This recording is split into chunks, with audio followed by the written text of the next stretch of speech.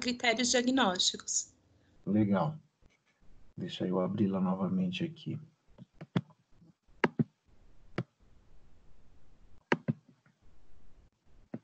Essa aqui, né? Critérios diagnósticos. Bom, vamos lá. Lembrando do que nós conversamos em aulas anteriores, essa é uma aula que eu tenho como muito importante e indispensável quando estudamos dependência química. Sejamos da área da psicologia, da área da enfermagem, da assistência social ou qualquer outra área do conhecimento, quando falamos em dependência química, se faz necessário que a gente estude e busque o aprofundamento sobre o que nós chamamos de critérios diagnósticos. Uma vez que estabelecer que alguém é dependente químico, se faz necessário com base em critérios. Diferente do que talvez a gente presencie em algumas práticas profissionais, quando alguns termos bastante pejorativos e inadequados são utilizados como drogado, entre aspas, tá? Por favor. Nóia, Zé Droguinha, bêbado, são termos pejorativos, inadequados, inapropriados e que jamais deveriam ser usados. Mas, por vezes, nós somos surpreendidos com a utilização desses termos por parte de alguns profissionais que trabalham com dependência química. Isto posto, eu entendo que falar sobre critérios diagnósticos em dependência química é uma aula indispensável e sempre necessária para que essa deturpação ela não ocorra. O profissional que trabalha com esta especialidade precisa estar familiarizado com os sistemas diagnósticos. Estar familiarizado com sistemas diagnósticos, nós veremos na sequência e falaremos sobre o CID, sobre o DSM, que são os sistemas, são os manuais que estabelecem os critérios para o diagnóstico da dependência química. Talvez você e eu não decoremos, né, quais são os critérios, mas é importante que a gente entenda e saiba que há critérios para o diagnóstico da dependência química. Isso evita que o profissional minimize quadros de maior gravidade ou também cometa o oposto, né? Ele exagere em algumas situações que ainda eu não tenho um quadro de dependência química instalado. Quando eu não tenho critérios, quando eu não tenho referências, quando eu não tenho posicionamento técnico e científico, é muito provável que eu minimize um quadro ou que eu exagere em situações onde a dependência química ainda não está instalada. Por exemplo, sabe, Calil, quando que eu minimizo um quadro de maior gravidade? Talvez seja corriqueiro nós presenciarmos o consumo abusivo de bebida alcoólica por jovens na nossa sociedade e as pessoas olharem para isso e falar que isso é falta de vergonha, que os jovens são assim, que bebem porque querem. E, por vezes, esses jovens até mesmo são socorridos aos hospitais e ali são medicados. Mas, sem um sistema diagnóstico, sem o embasamento em critérios, talvez essa situação ela seja vista de uma forma bastante limitada. E a gravidade daquela situação, a gravidade daquele caso ou do episódio que aquele jovem está vivendo, ela é minimizada pela falta de compreensão e de conhecimento de critérios diagnósticos. E aí a gente vai falar e verificar 3 critérios, que é o uso nocivo, o abuso e a dependência química propriamente dita.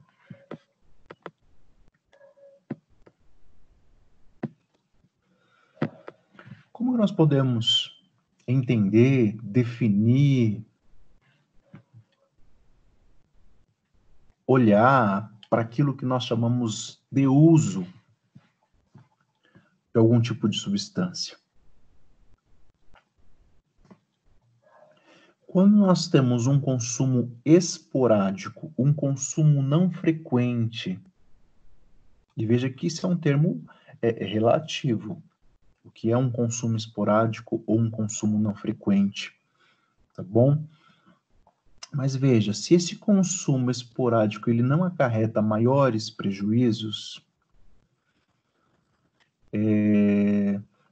se a quantidade, se a frequência deste consumo, se a quantidade desta substância, ela não está ligada a nenhum maior prejuízo, não está ligada a nenhum maior risco, eu estarei falando de uso. Deixa eu ver quem está na sala aqui, só um minuto.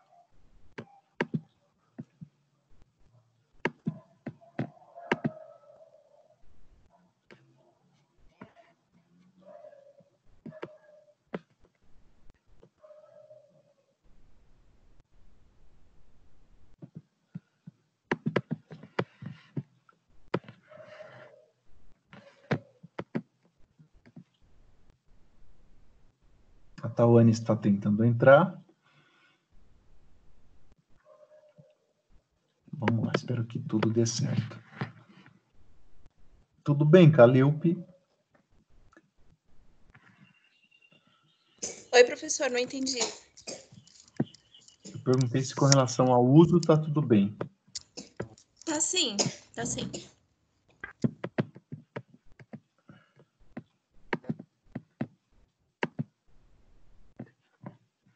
Deixa eu admitir a Tawane aqui, peraí. Só um minuto.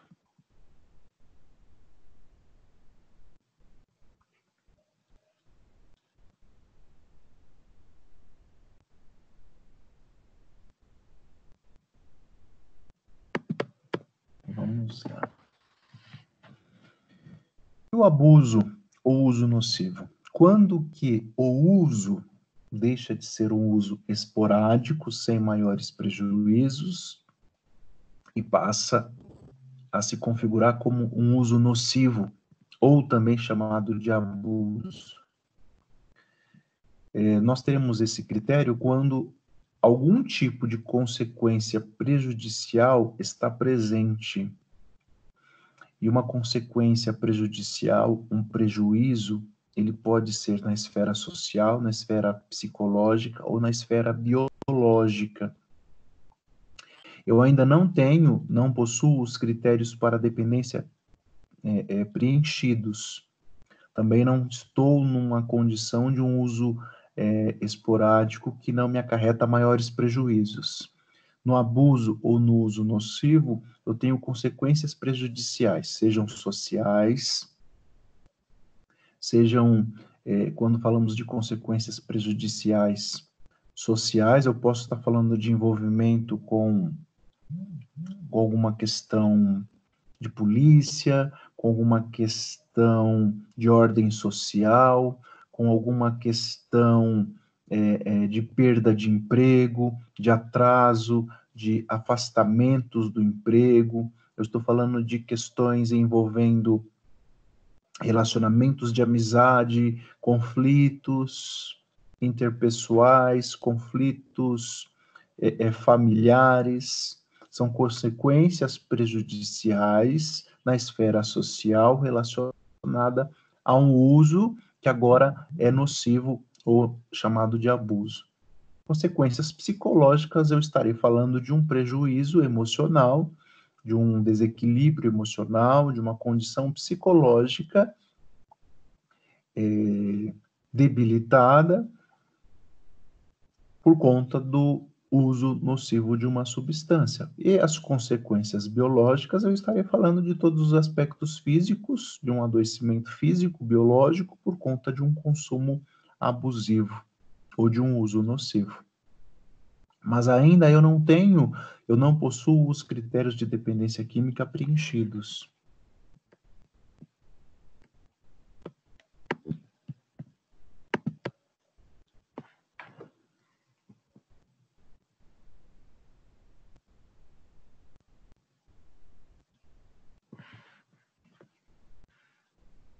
Vamos lá. Oi, Tawane, bom dia. Eu te admiti 2 vezes, mas não entrou, estou admitindo novamente, tá bom? A Tawane tentando entrar aqui.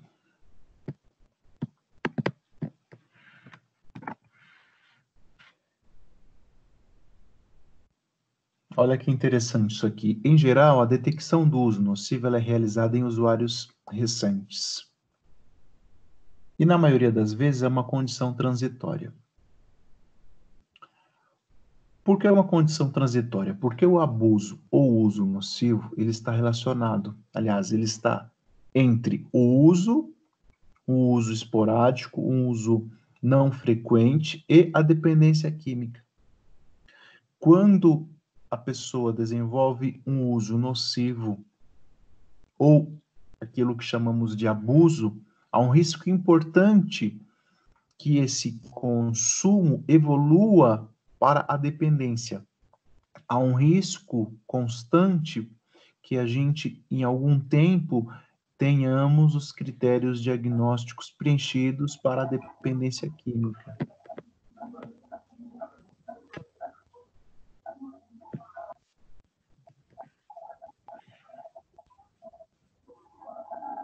Mas também há a possibilidade de que haja a redução desse consumo ou até mesmo o abandono do consumo quando a persistência do padrão de uso nocivo por um longo período persistir.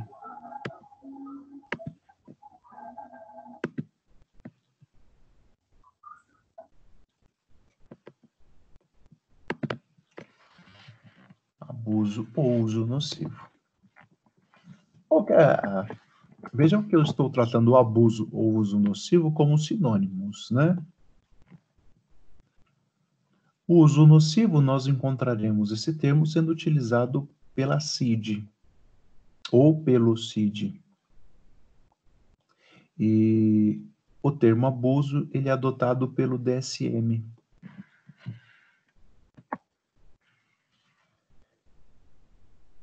Agora veja, falamos de uso, de abuso ou uso nocivo, e agora eu entro e vamos discutir um pouquinho sobre dependência. Quando nós podemos iniciar já um olhar um pouco mais cuidadoso para aquilo que chamamos de dependência? Quando eu observo que há uma perda do controle no consumo e um padrão de consumo compulsivo de determinada substância, eu começo já a observar critérios diagnósticos que estão estabelecidos a partir do CID ou do DSM. Claro que nós vamos falar desses critérios, está bem? Quando eu observo a perda do controle no consumo, eu tenho um alerta para que eu observe os critérios diagnósticos estabelecidos pelo CID ou pelo DSM.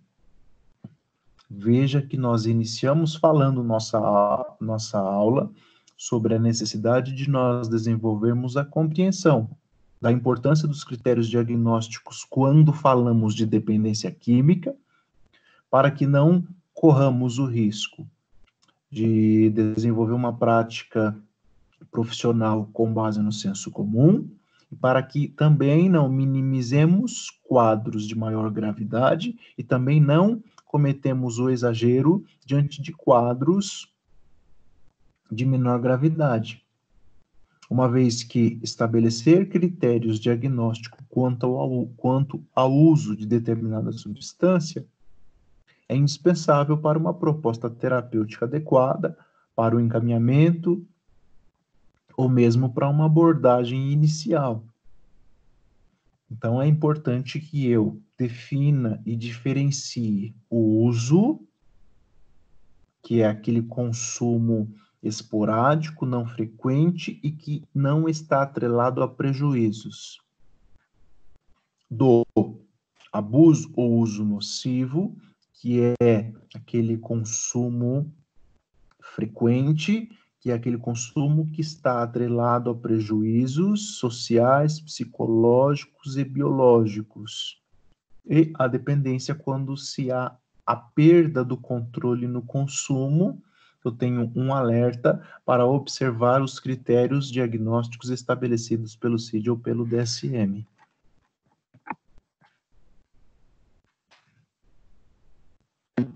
Vamos verificar aqui alguns critérios, eu vou falar sobre alguns, cada slide apresenta um, tá bom? Para que a gente vá conversando sobre cada um deles.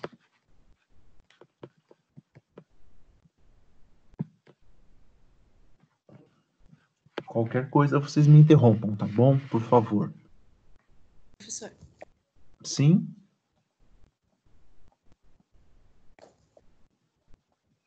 Alguém falou algo?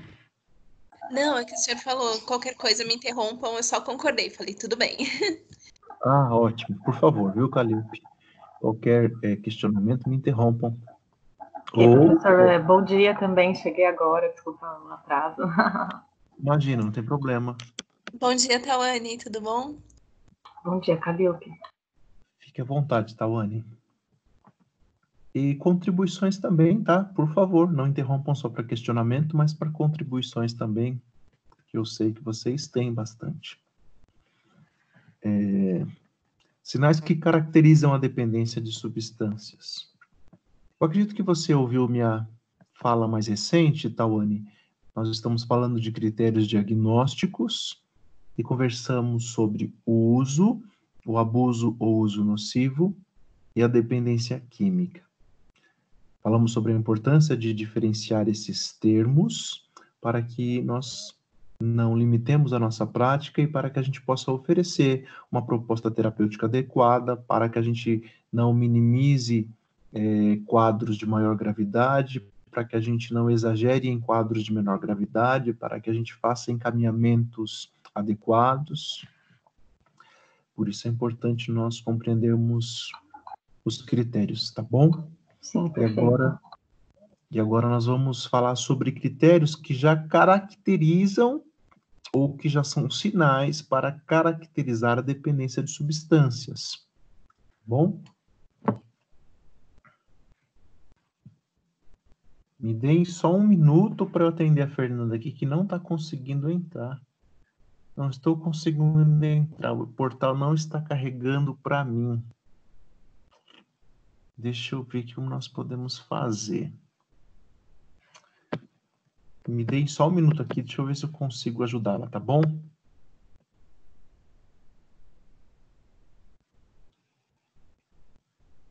Só um minutinho, gente.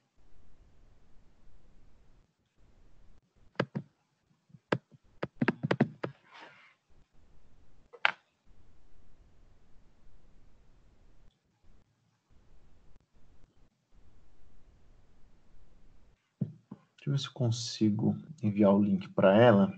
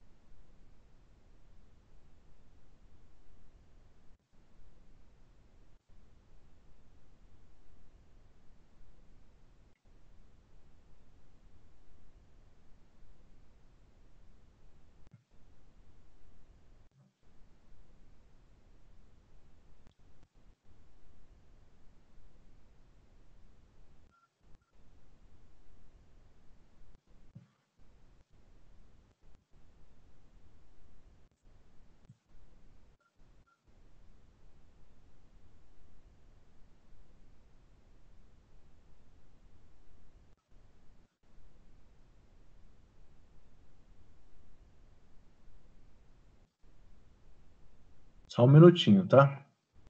Por favor. Tudo Ok. bem. Deixa eu tentar auxiliar a Fernanda para que ela possa entrar também, viu?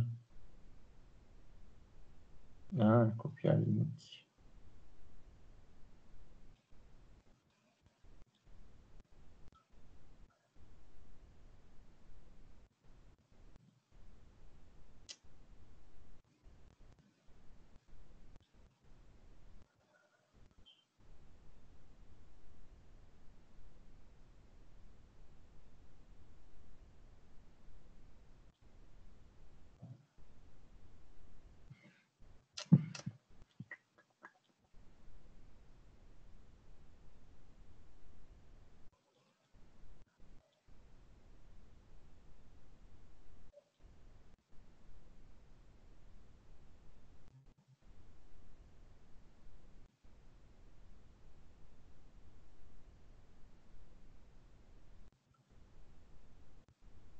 Não estou conseguindo, viu? Pelo celular.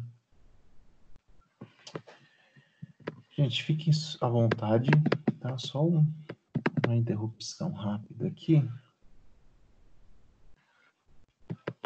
para eu tentar convidar a Fernanda, né?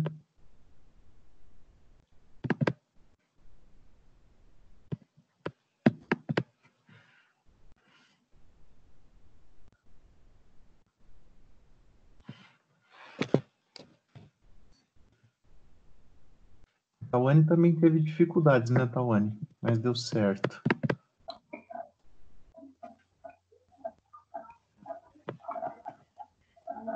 A minha era porque eu ficava na fila e demorava um pouco. Não sei se Eu se aceitei alguém você. tinha que aceitar. Aceitei você 3 vezes, mas não estava indo. Deixa eu ver Hum, se eu consigo compartilhar o link com a Fernanda para que ela possa entrar também, né? então como...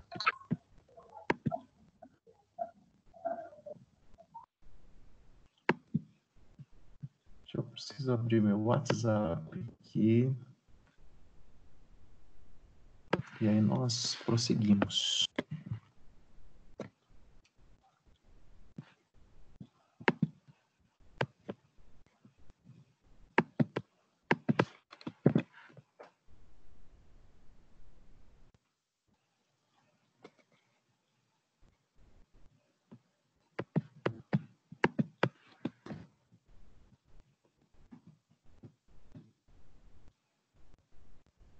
Ai, ai, ai.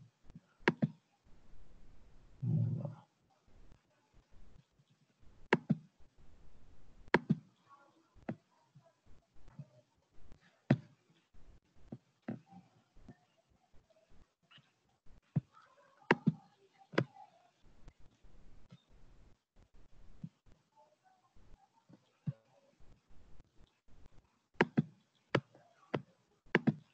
Detalhes.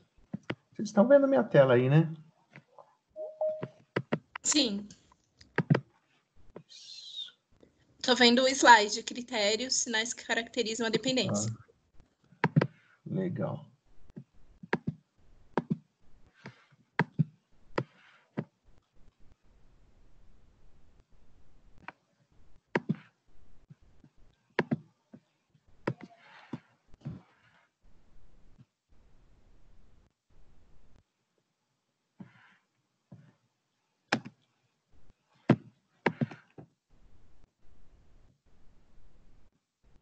Acho que agora foi.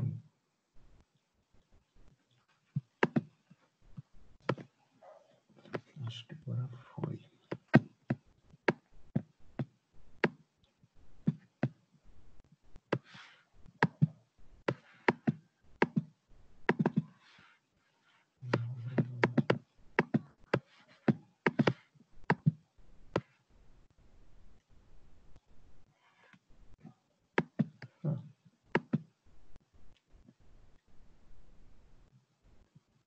Ela entrou. Ô, Fernanda, você tá aí agora?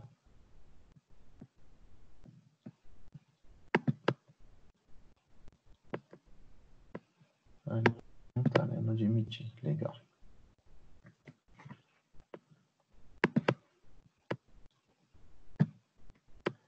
Agora sim, Fernanda, bom dia. Agora deu certo. Dia, obrigada. Imagina. Eu estava tentando compartilhar o link com você, mas agora deu certo. Vamos lá. Eu consegui. Seja bem-vinda, viu? Obrigada. Bom dia, meninas. Bom dia, Fernanda. Bom dia. Vamos lá, Fernanda, nós estamos falando hoje sobre critérios diagnósticos, sobre a importância de termos, né, e trabalharmos com critérios diagnósticos para a dependência química. A gente falou há pouco sobre a diferenciação entre o uso, o abuso ou uso nocivo e a dependência química. Resumidamente, nós falamos que o uso ele é caracterizado por um consumo esporádico, não frequente e sem prejuízos. E o abuso ou uso nocivo, ele é caracterizado por um consumo frequente e atrelado a prejuízos biológicos, psicológicos e sociais. E a dependência química, nós começamos a observá-la quando está presente a perda do controle de consumo e a presença de critérios diagnósticos estabelecidos pelo CID e pelo DSM. E a gente vai iniciar aqui conversando a conversa sobre os critérios, sobre sinais que caracterizam a dependência de substâncias.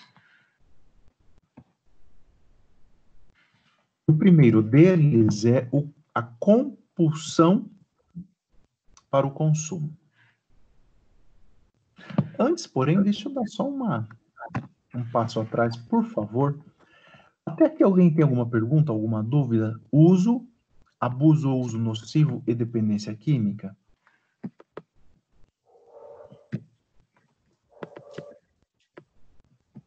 Até onde a pessoa está apenas no uso esporádico, esse uso que foi falado que ele não acarreta prejuízos, até esse momento não é necessário que haja alguma intervenção psicoterapêutica, né? Seria apenas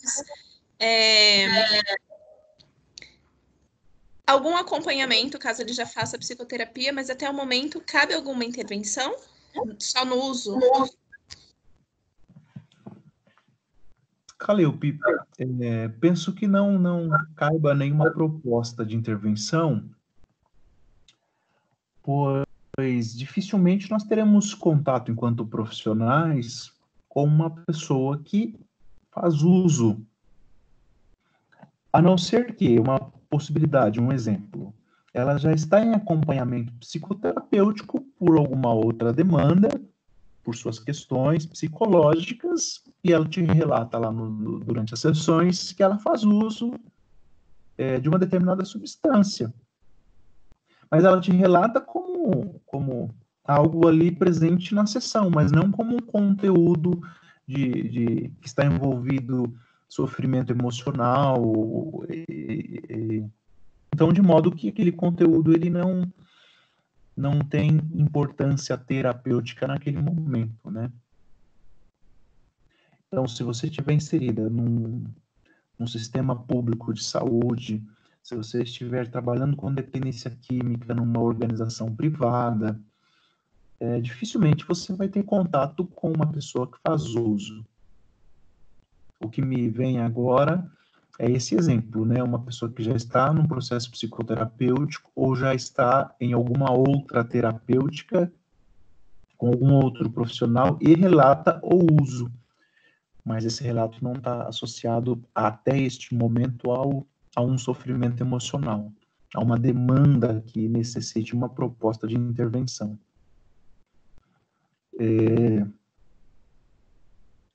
Acredito que vale a sensibilidade do profissional para diferenciar, né, diante desse relato, o uso do uso nocivo ou abuso.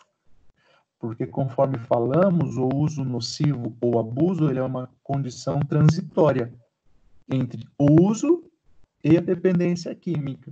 Então, uma pessoa que está em uso nocivo, ela pode regredir e permanecer em uso, assim como ela pode evoluir para dependência química. Então, se o profissional tem essa sensibilidade, tem esse conhecimento e essa compreensão técnica e científica, ele vai fazer essa diferenciação de forma bastante adequada, né?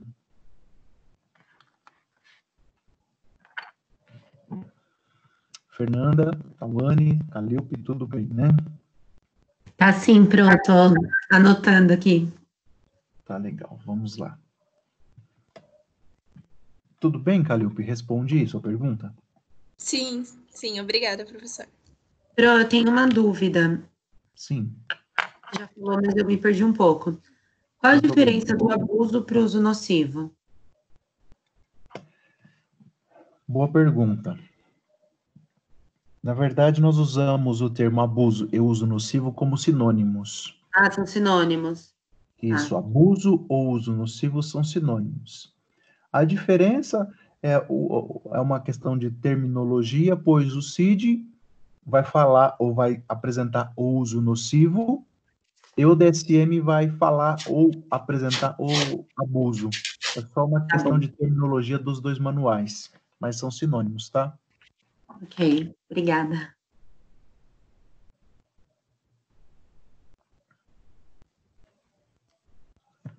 Vamos lá, entrando aqui nos critérios, que são sinais que caracterizam a dependência de substâncias.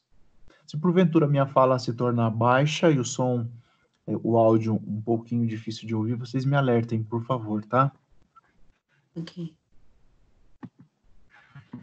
Primeiro, ou o primeiro sinal é a compulsão para o consumo. Como que nós entendemos a compulsão para o consumo como sendo um sinal? E aqui eu vou fazer um parênteses sobre a diferença entre sinal e sintoma. Sinal, falamos de sinal quando é observado pelo profissional no paciente, na pessoa. Quando algo é observado pelo profissional. E falamos de sintoma quando algo é relatado pelo próprio paciente. Então, a compulsão para o consumo pode ser um sinal, mas também pode ser um sintoma. Quando que é um sinal? Sinal e sintoma. É um sinal quando o profissional observa que há um desejo, uma inquietude com relação ao consumo de substância. O indivíduo, a pessoa apresenta, relata uma necessidade incontrolável de consumir a substância.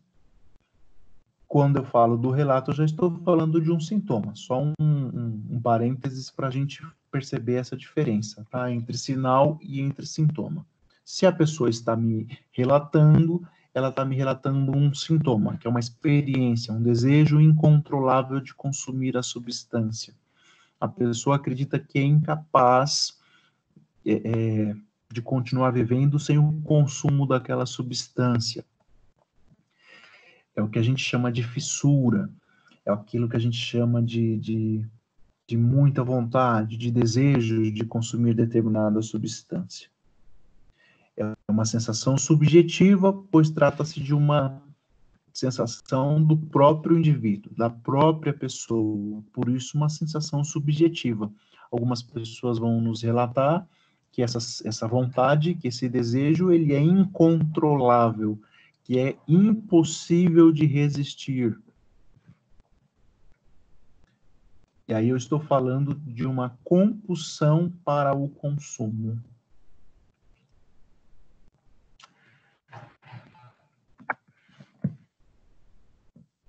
Segundo,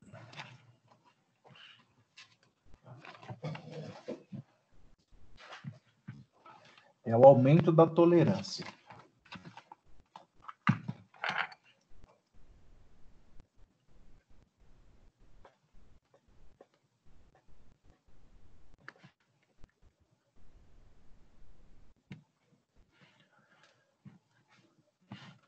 Como que nós entendemos esse sinal chamado de aumento da tolerância? Me perdoem o erro na grafia ali, tá bom? Tolerância. Aumento da tolerância. Esse material vai estar disponibilizado lá no Avalogo Mais, tá bom? Essa aula gravada, os slides também. Mas se você quiser tomar nota desses sinais, que são critérios para a dependência química, é importante nós conhecermos, tá? Como nós entendemos o aumento da tolerância? A necessidade de doses crescentes de uma determinada substância para alcançar efeitos originalmente obtidos com doses mais baixas. E se vocês me permitem, eu vou fazendo esse paralelo entre sinal e sintoma, não para confundir, é claro, mas só para nós percebermos que há uma diferença, mas que nós podemos entender cada sinal ou cada sintoma a partir da percepção ou do profissional ou do paciente. Se no relato da pessoa há a presença de doses cada vez maiores, de doses que se tornaram crescentes com o passar do tempo, eu estarei falando desse sinal chamado de aumento da tolerância. A pessoa que outrora ela consumia, deixa eu pensar aqui, ela consumia 2 garrafas de cerveja, e se sentia à vontade, se sentia bem, se sentia, obtinha os efeitos que ela buscava, mas com o passar dos dias, com o passar do tempo, ela passou a consumir 10 garrafas, 24 garrafas, 30 garrafas, e ela já não consegue mais aquela sensação, aquele efeito que ela conseguia com as 2 garrafas. Então, há uma dose... Desculpa. Esse aumento da tolerância seria fisiológico? Eu também tenho as questões fisiológicas envolvidas, né, Fernanda? Eu sempre vou considerar os aspectos biológicos, aí eu vou falar da fisiologia, os aspectos psicológicos e sociais envolvidos nesse consumo. Eu não tenho um critério para aferir as questões fisiológicas. Nesse momento eu tenho um sinal se é percebido por mim profissional ou um sintoma ser relatado pela própria pessoa. Tá. Como que o aumento da tolerância é um sinal para mim? Puxa, eu tenho percebido, pois eu acompanho o meu paciente, de que o seu consumo está se caracterizando por doses cada vez maiores e cada vez mais frequentes. Isso, para mim, é um sinal de que o aumento da tolerância está sendo caracterizado, está presente. Ou é um sintoma quando ele mesmo me relata que ele, aos poucos, ou à medida que o tempo foi passando, ele foi aumentando as doses de consumo. Ok.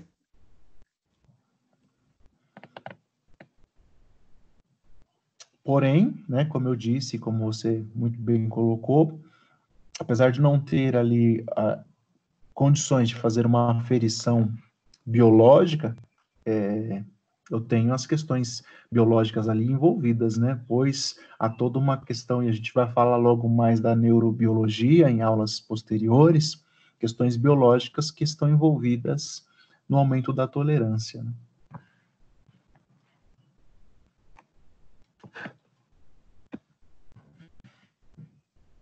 Síndrome de abstinência. Síndrome de abstinência. Como que a síndrome de abstinência é um sinal? Porque há o surgimento de sinais e sintomas de intensidade variável quando o consumo de substância cessou ou foi reduzido.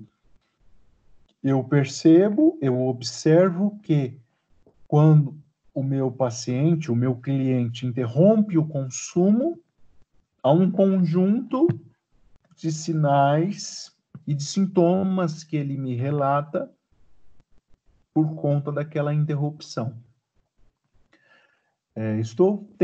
Por exemplo, estou tendo um consumo abusivo de determinada substância, faço uso dessa substância todos os dias.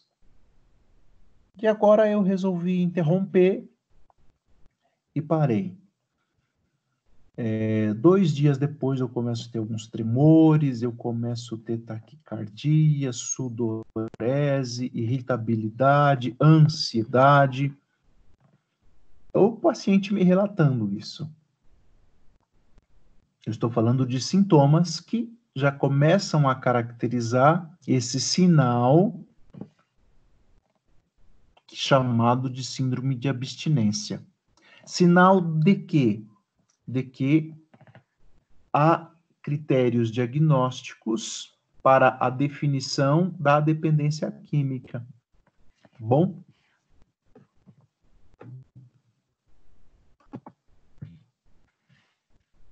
Alívio ou evitação da abstinência pelo aumento do consumo.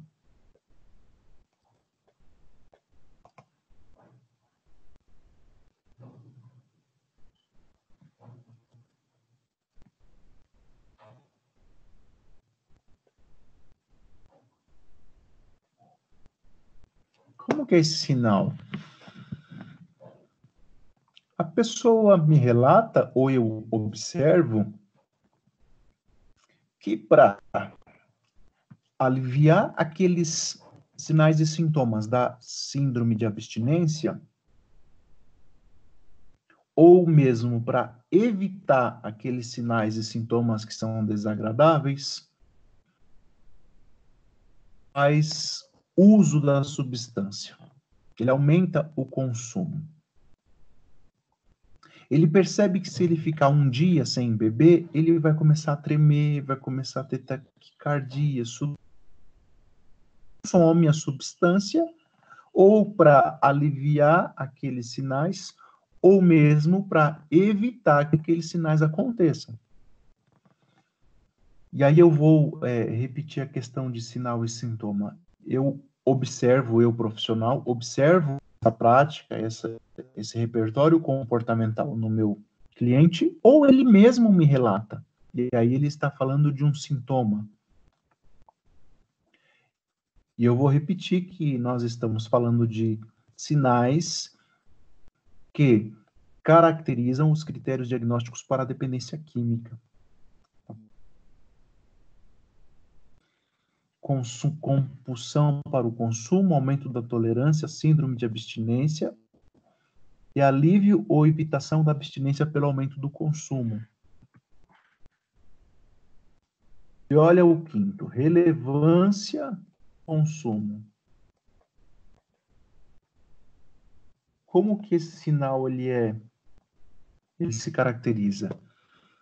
Na importância, na prioridade que a pessoa dá para o consumo. Ele deixa, talvez,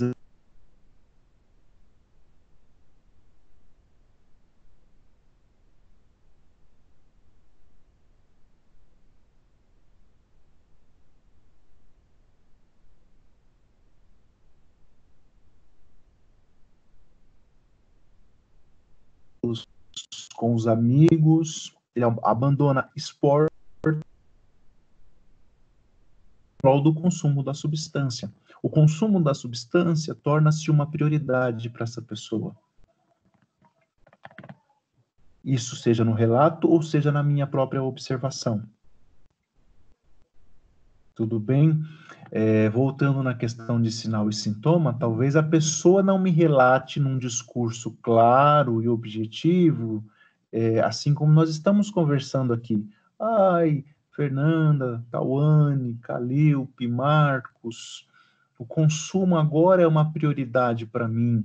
Eu abandonei o convívio da minha família, abandonei o relacionamento com os meus amigos para consumir substância. É claro que talvez ela não me relate com esta clareza, mas eu, com uma escuta ativa, atenta, cuidadosa e sensível, eu percebo que essa relevância do consumo está presente no seu repertório comportamental, tá bom?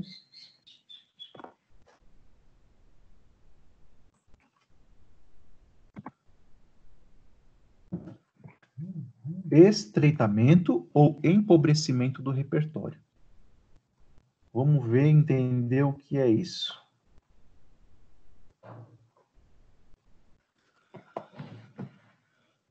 Veja só, o que é, ou como nós podemos entender o estreitamento ou empobrecimento do repertório?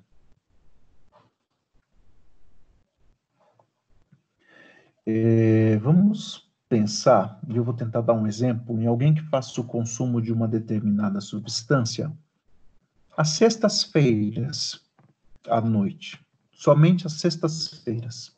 Ela trabalha de segunda a sexta e na sexta-noite ela faz um uso de uma determinada substância. Isso é percebido por mim ou ela me conta esse histórico de consumo. Algum tempo depois desse consumo às sextas, ela faz uso agora. Ela trabalha de segunda a sexta, aí ela sai à noite na sexta-feira, faz o uso de um consumo. Ela consome determinada substância e no sábado, agora, à tarde, ela também consome essa substância. E aí, com o passar do tempo, ela não consome mais na sexta e no sábado. Ela trabalha de segunda a sexta e ela antecipa um pouquinho e consome na quinta, e aí na sexta, no final do expediente, e no sábado à tarde.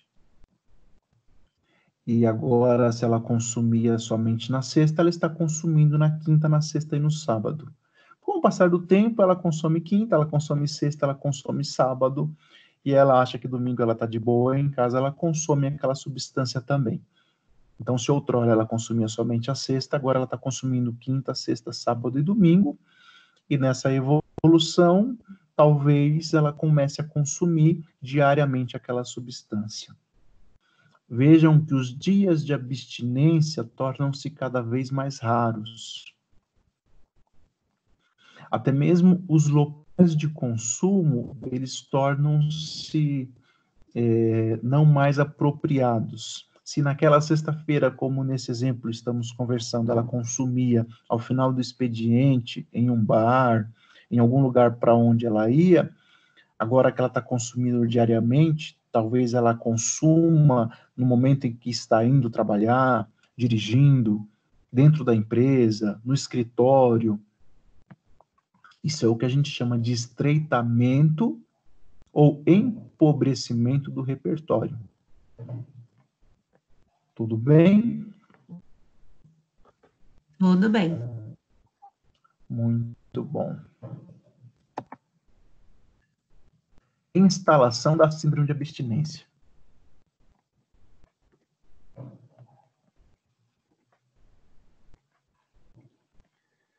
De abstinência. Olha, como que nós entendemos esse sinal?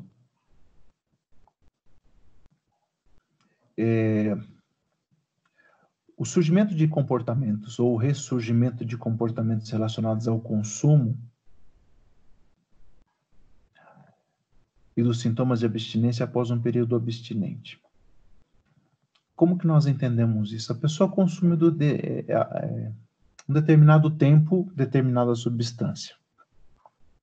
E lembra que nós falamos sobre a síndrome de abstinência, um conjunto de sinais e sintomas que são caracterizados após a interrupção do uso de determinada substância. Após um longo período de uso interrompido, de abstinência total, então logo a pessoa volte a consumir determinada substância, há um ressurgimento dos comportamentos relacionados àquele consumo ou aos sintomas que ele obtinha quando ele permanecia abstinente por alguns dias.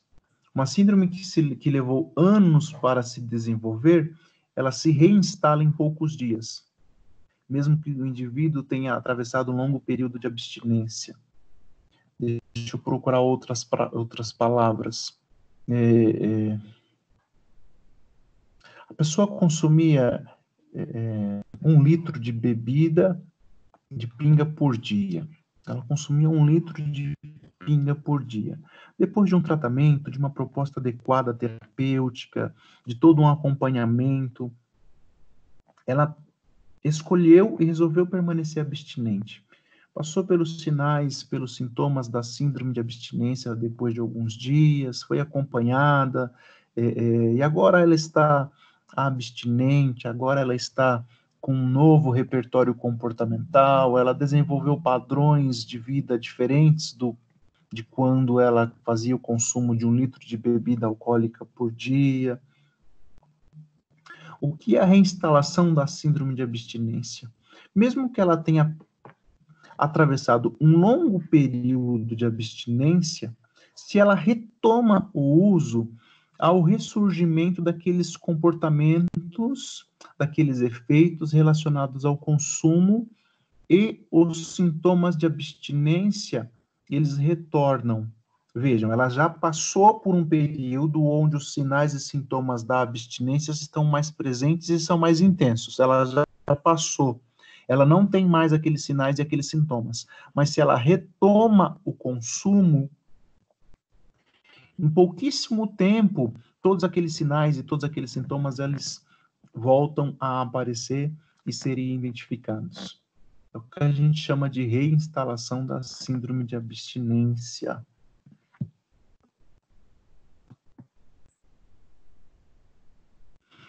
Próximo é saliência do comportamento de uso.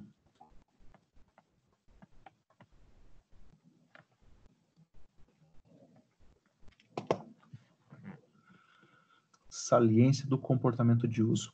Me deem, por favor, 1 minuto. Eu já volto.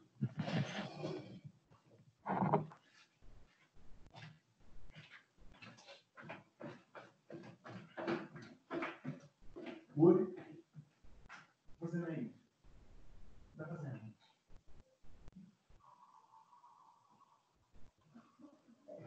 Hã?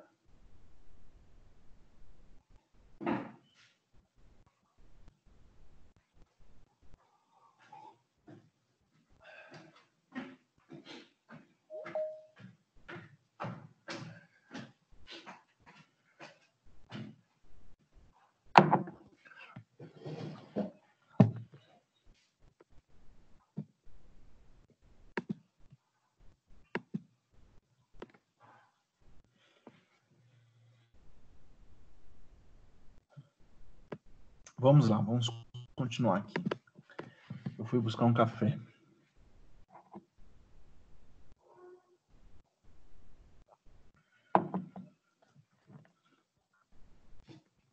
Saliência do comportamento de uso.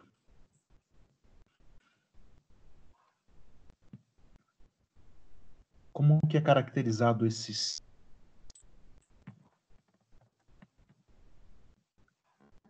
A pessoa me relata, ou eu observo, várias tentativas frustradas de controle.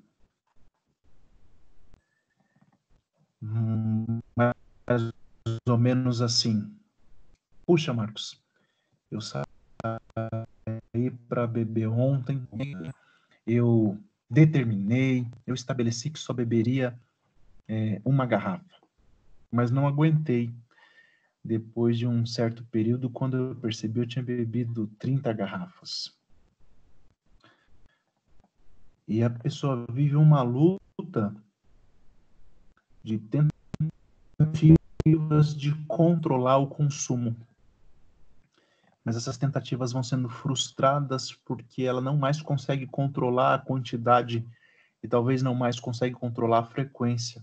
Se nós lembrarmos lá do estreitamento e empobrecimento do repertório, talvez a pessoa está tentando consumir somente na sexta e no sábado, mas ela não está mais conseguindo, ela tem que consumir no domingo, aí ela vai consumir na segunda e consome na terça. Enfim, são tentativas frustradas de controlar o consumo. É o que chamamos de saliência do comportamento de uso.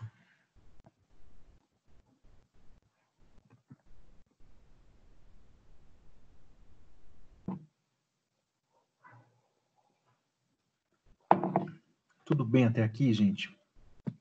Deixa eu Tudo só... bem. Obrigado, Calilpe. Fernanda, obrigado. Tawane, obrigado.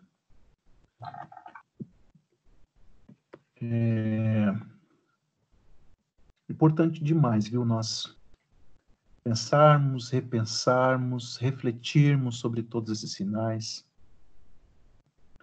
estudarmos e buscarmos a sensibilidade, e essa habilidade ela vai vir somente com o conhecimento teórico de todos esses critérios. Pois vejam, nós estamos falando de critérios diagnósticos. Nós iniciamos fazendo uma diferenciação entre uso, abuso ou uso nocivo e dependência. Esses sinais que nós estamos aqui conversando e que nós terminamos agora, eles caracterizam os critérios que eu tenho que são diagnósticos para a dependência química. E eu preciso, enquanto profissional, tomar muito cuidado para que eu não minimize quadros mais graves e também não exagere diante de quadros de uso.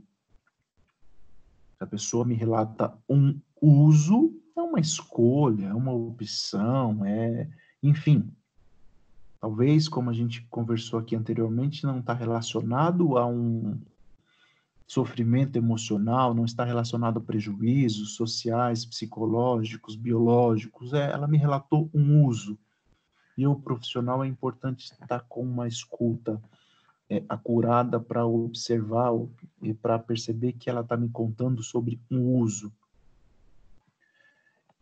Diferente de quando ela me relata sobre aquilo que nós entendemos como sendo um abuso ou um uso nocivo, que é algo que é um consumo que já está atrelado a prejuízos psicológicos, prejuízos sociais, prejuízos biológicos.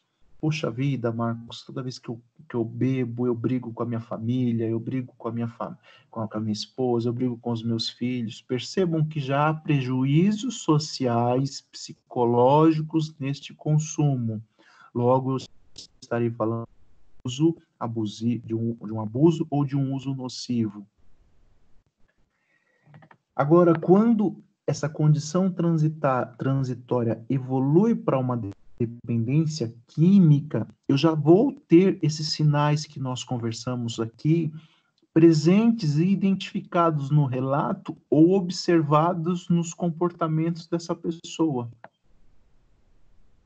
Não me apresente um discurso claro e objetivo desses sinais. Mas eu estou observando, eu estou escutando dentro do seu relato e nas entrelinhas do seu discurso todos esses sinais presentes.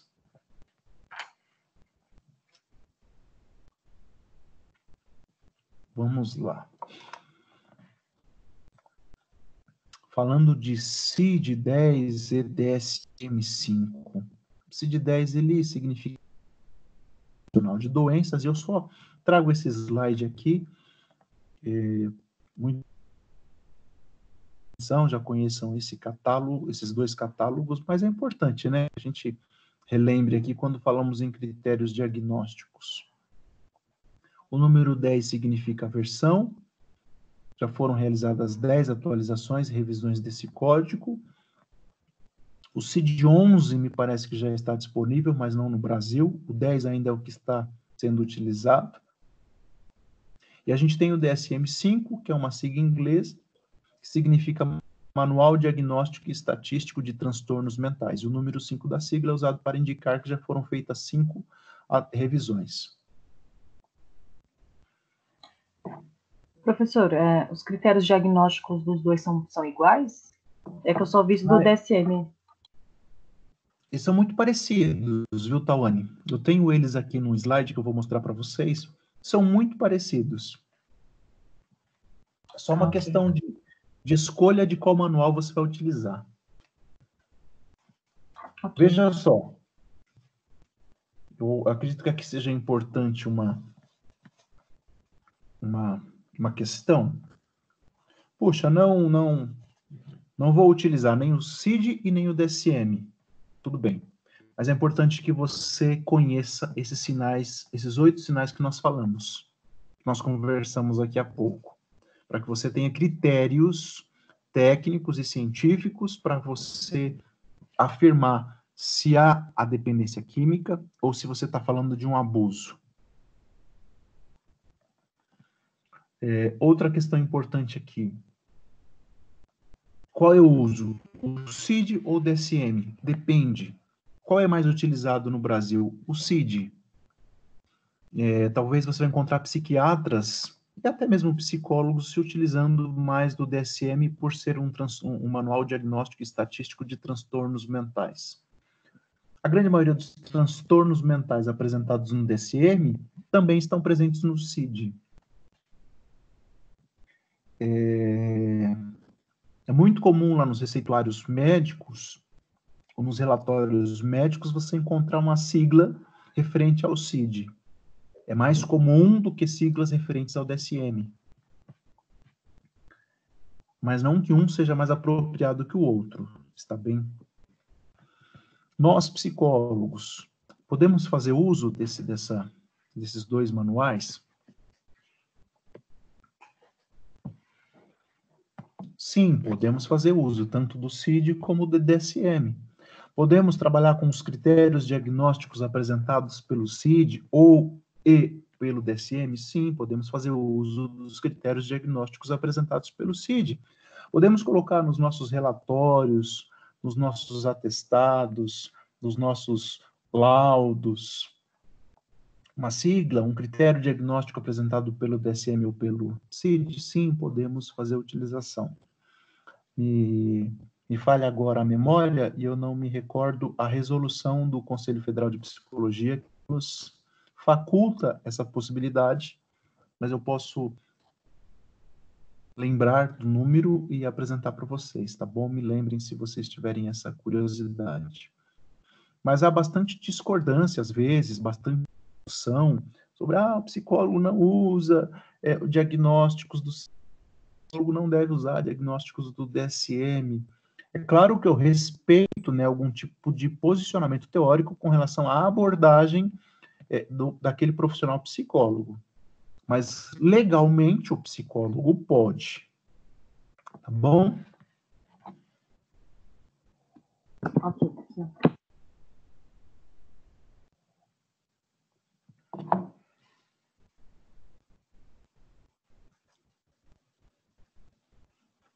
Deixa eu até anotar aqui a resolução, porque nós abrimos ela depois, se vocês quiserem.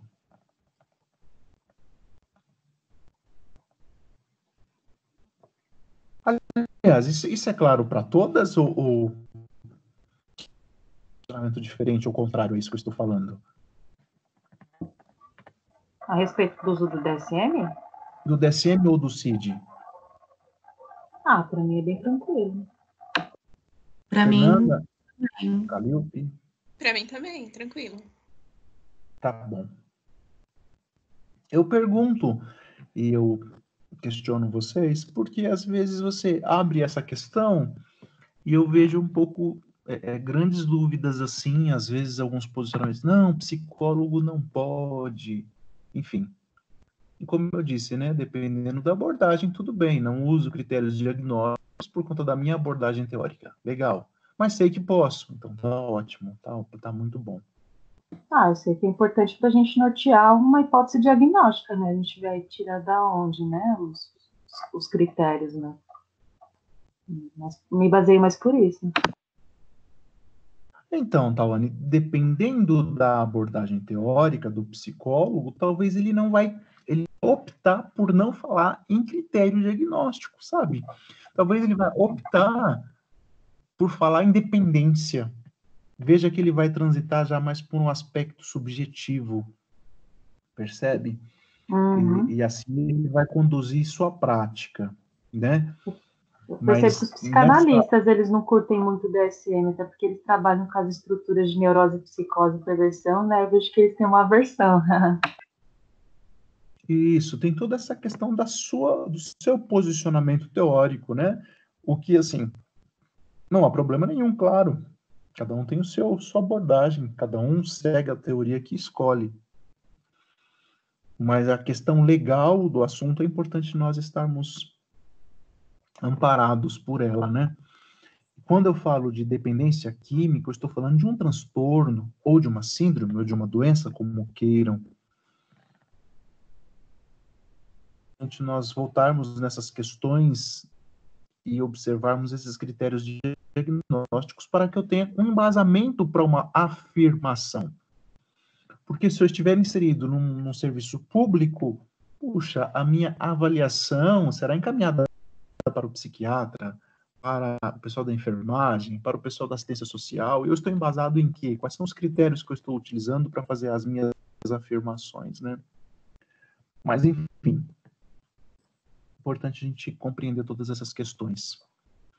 Critérios do CID para a dependência de substância. Um diagnóstico efetivo, definitivo de dependência só pode ser feito se 3 ou mais dos seguintes critérios tiverem sido detalhados ou exibidos em algum momento dos últimos 12 meses. Aqui vocês me perdoem o tamanho aqui da letra, da fonte, mas é o que eu consegui trazer aqui no slide, tá bom? Eu tenho 6 critérios apresentados pelo CID, e se 3 ou mais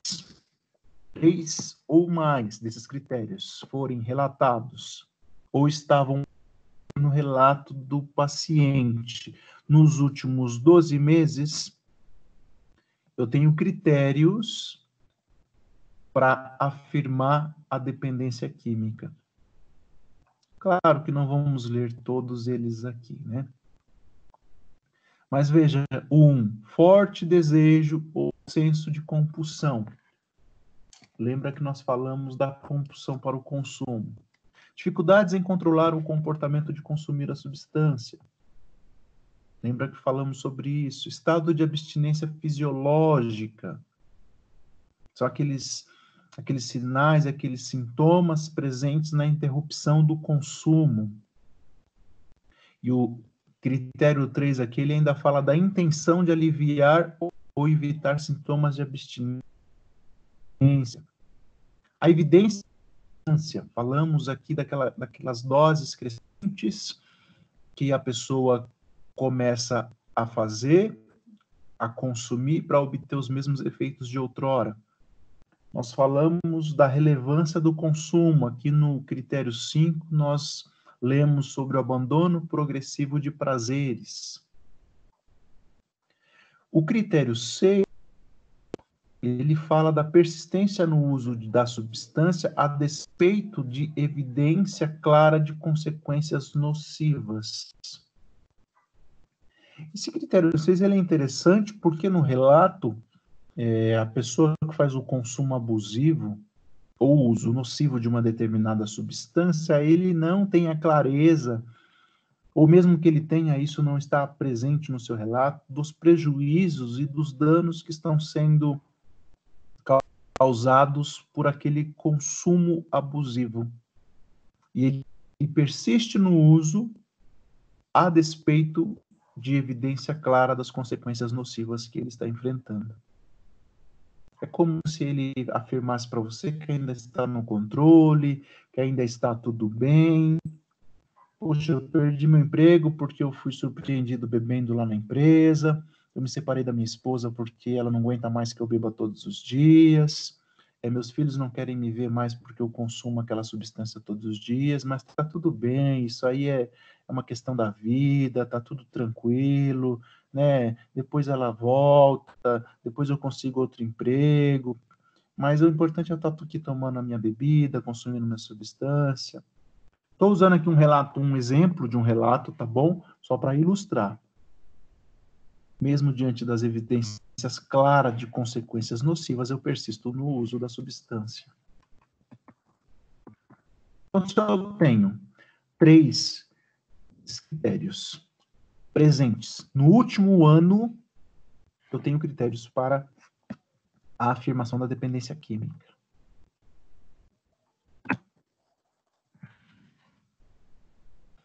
DSM-5 classifica os transtornos do uso de substâncias como sendo leves, moderados ou graves. O DSM ele faz essa diferenciação entre um transtorno do uso de substância leve, transtorno do uso de substância moderado e um transtorno do uso de substância grave. E essa questão entre leve, moderado ou grave vai depender do número de critérios preenchidos. Nota-se uma maior tendência de patologização do fenômeno do uso de substância. O que o autor está querendo nos apresentar? Que mesmo diante de um uso moderado, com o menor número de sintomas, essa pessoa ela possa ser enquadrada como alguém que tem um transtorno do uso de substância, mesmo sendo leve.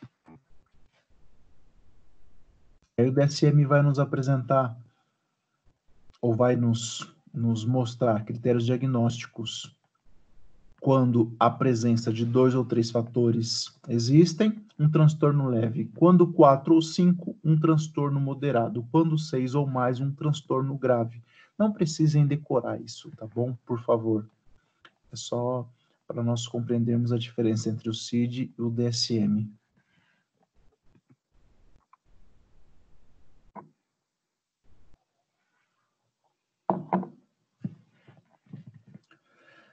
Se 2 critérios estão presentes no último ano, pelo menos 2 critérios ou mais estão presentes no último ano, eu terei a presença ali de um transtorno leve pelo uso de substância, de um transtorno moderado pelo uso de substância, ou de um transtorno grave pelo uso de substância. O tempo do CID. A diferença é a questão do transtorno leve, moderado ou grave. O DSM vai me apresentar 11 critérios, Tawane. Você perguntou a diferença, mas se você ler com calma depois esses critérios, você vai perceber que eles são praticamente os mesmos, porém expostos de forma mais detalhada. Sim, bem semelhantes, né? Eles são muito semelhantes. A questão é que o CID apresenta todos esses sinais em 6 critérios, e o DSM apresenta esses sinais em 11 critérios. Ele detalha um pouco mais. Mas, em contrapartida, o CID me fala de 3 ou mais critérios em um ano, e o DSM já vai me falar de 2 ou mais critérios para um uso leve. De 2. Se a pessoa apresentar 2 ou 3 desses critérios, ela já tem, ou já pode ser definida como um transtorno leve pelo uso de substância.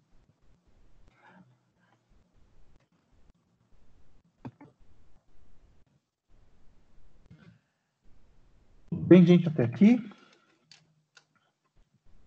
Podemos prosseguir? Querem fazer algum questionamento? Para mim tá ok. Para mim também. Ótimo. Para mim também. Então tá bom. Vamos falar aqui de remissão dos sintomas. Remissão dos sintomas. Vai falar de alguns tipos de remissão. E remissão é um termo diagnóstico também. Em outras palavras, é quando os sintomas e os sinais eles já não mais estão presentes. E quando falamos de uma remissão inicial, apesar de todos os critérios para transtorno por uso de substância terem sido preenchidos há menos de um ano, nos últimos 3 meses, nenhum critério foi observado.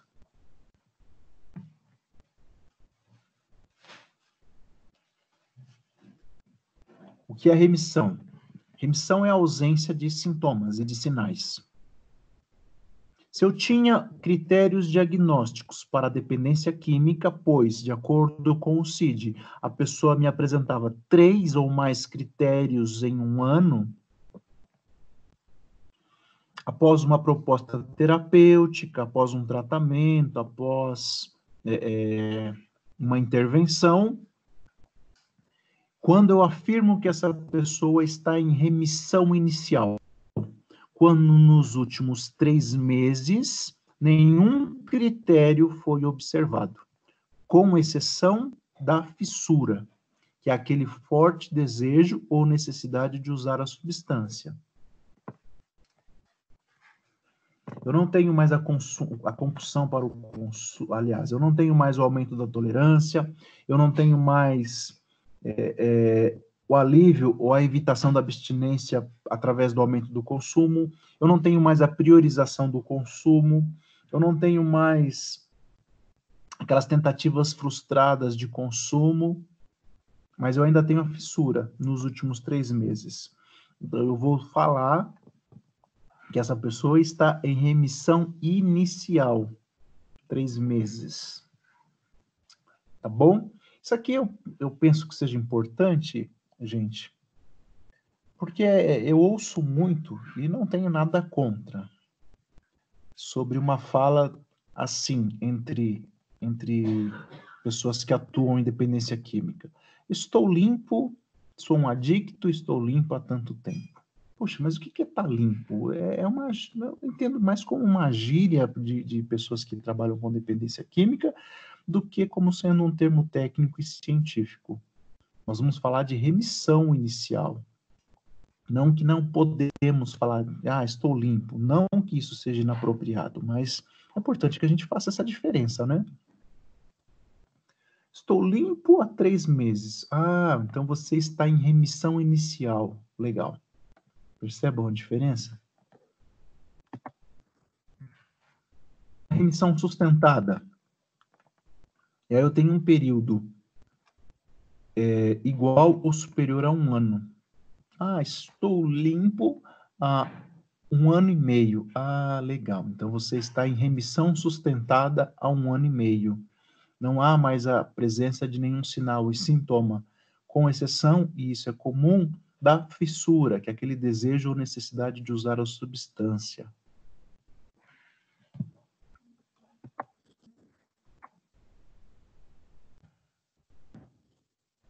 Remissão inicial, remissão sustentada. A diferença é só o tempo. Remissão inicial, 3 meses, remissão sustentada, 1 ano. E percebam, observem que a fissura está presente tanto na inicial como na sustentada. Eu vou falar de remissão inicial ou remissão sustentada em ambiente protegido.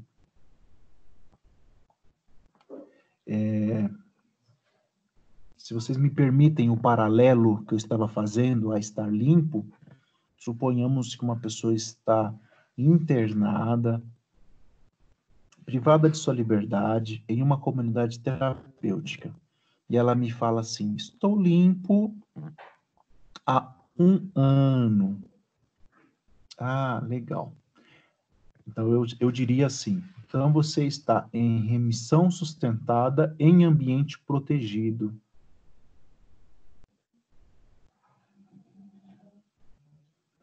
Por que em ambiente protegido? Porque é um ambiente o qual o acesso à substância é restrito. Não há condição ou não há a presença de uma substância química dentro de uma comunidade terapêutica, dentro de um hospital.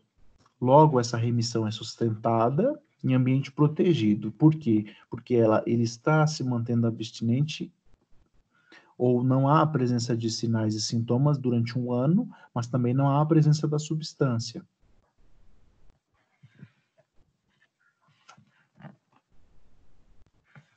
Eu ainda faço, a gente ainda tem um adendo aqui nesse slide, porém o uso controlado e sob prescrição médica. Veja que ele está em remissão sustentada de determinada substância, porém ainda há a presença de uma determinada medicação se ele estiver no ambiente hospitalar.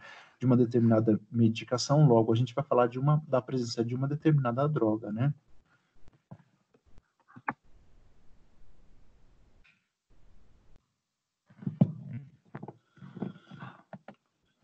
Dois ambientes, né? O protegido e o controlado.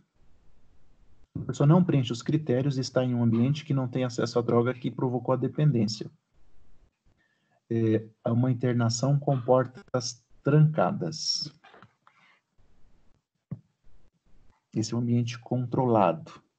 É aquela internação involuntária. A pessoa não pode sair mesmo que queira. E aqui também vale um outro comentário importante para nós. Eu citei a comunidade terapêutica como um exemplo, e eu espero que a gente tenha uma aula somente para falar sobre comunidade terapêutica, internação, com relação ao consumo de substância química, mas já vale o comentário aqui, pois nós temos muitas instituições chamadas de comunidades terapêuticas que desenvolvem uma prática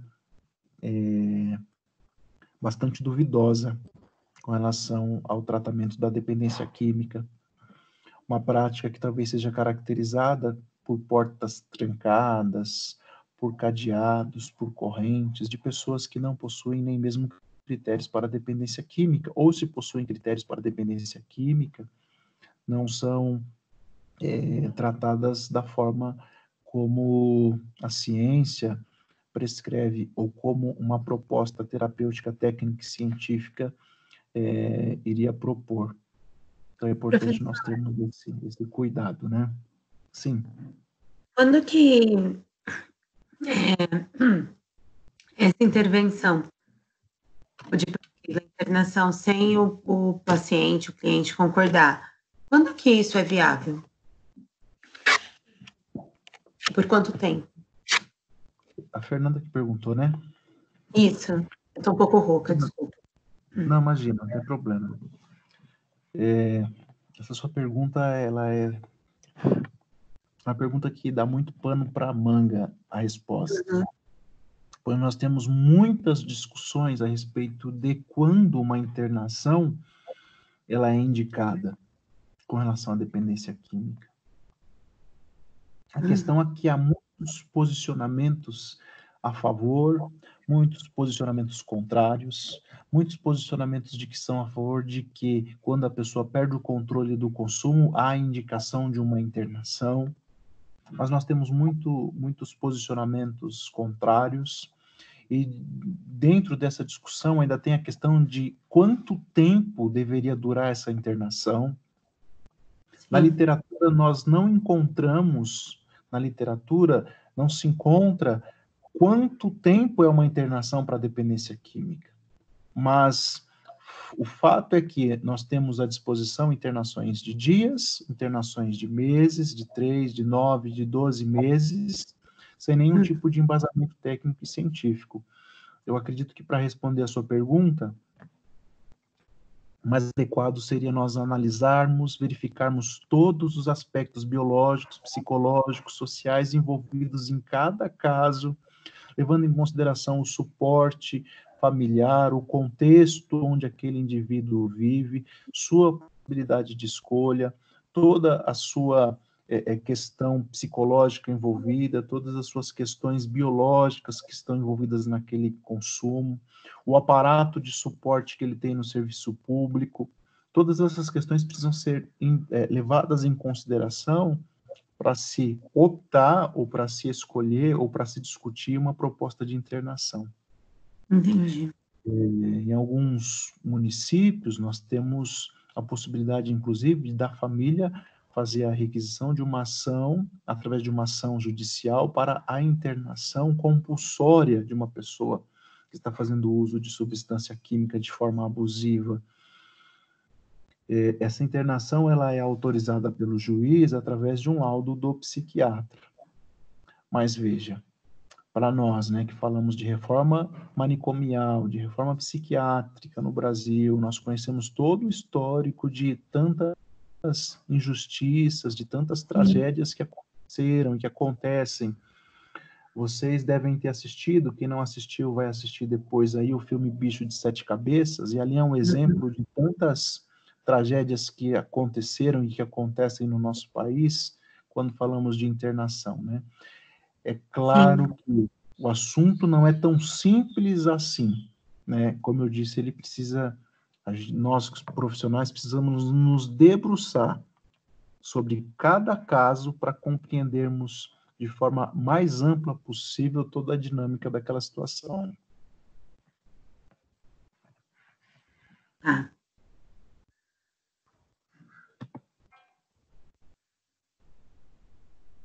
Bom, deixa eu botar aqui.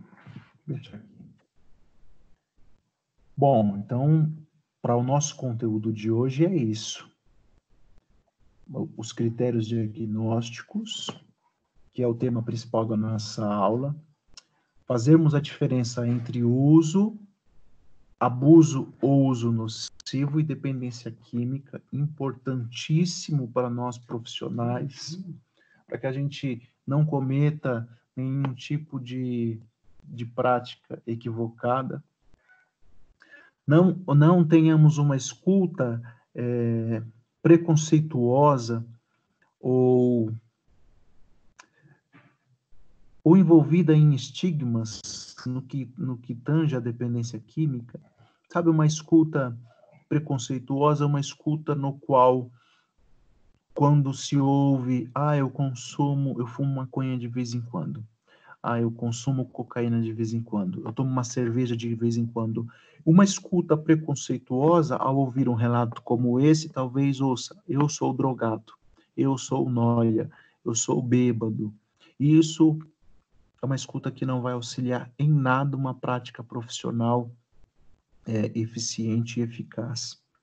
Então, é importante que a gente tenha clareza da diferença entre um uso, que aí eu vou falar de um consumo esporádico, não frequente, que não está atrelado a prejuízos, mas como a Calilpe nos perguntou no início, talvez esse relato esteja presente lá numa pessoa que está num processo psicoterapêutico, eu ouça isso, talvez numa entrevista de triagem, talvez eu ouça isso numa avaliação para uma outra demanda. E é claro, eu sou um profissional que estou estudando dependência química, e esse relato de uso me chama a atenção.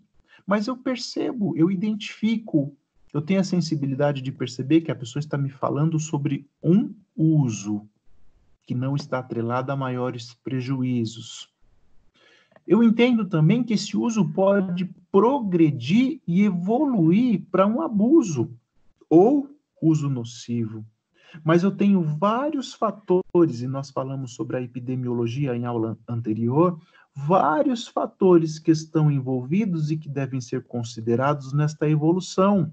Fatores biológicos, fatores psicológicos, fatores sociais, que pode contribuir para que essa pessoa evolua do uso para o abuso. E quando eu falo ou eu observo o abuso, eu estarei falando de um uso nocivo que está atrelado a prejuízos sociais, psicológicos, biológicos, mas que eu ainda não possuo critérios preenchidos para a dependência química. É uma condição transitória entre o uso e a dependência química. Mas se no relato, e como eu disse, a pessoa não vai ter clareza no seu, ou não vai apresentar com clareza no seu discurso, todos aqueles sinais que nós conversamos. Mas nós que temos uma escuta atenta, limpa de preconceitos, nós estamos lá escutando sinais que contribuem para o preenchimento daqueles critérios diagnósticos. A pessoa me relata a fissura, a pessoa me relata o aumento das doses frequentes, a pessoa me relata que depois de 2 dias sem beber ela começa a tremer, a pessoa me relata que para evitar esses tremores ela consome a bebida, a pessoa me relata que ela abandonou outras fontes de prazer para consumir aquela substância. A pessoa me relata que bebia 2 vezes por semana, agora está bebendo 7 dias por semana.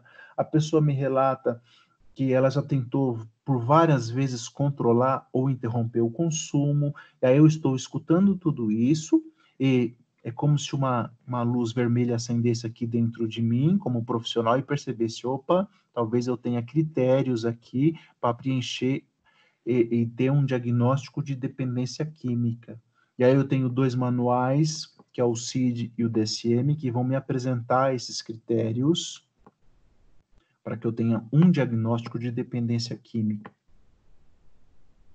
E aí, após uma proposta de intervenção, uma proposta terapêutica, um encaminhamento, o trabalho desenvolvido com uma equipe multidisciplinar, talvez um acompanhamento psiquiátrico para uma conduta medicamentosa paralela, talvez um encaminhamento para uma assistente social, dependendo do suporte familiar e do contexto social onde esta pessoa esteja vivendo, talvez mesmo um acompanhamento de um outro profissional.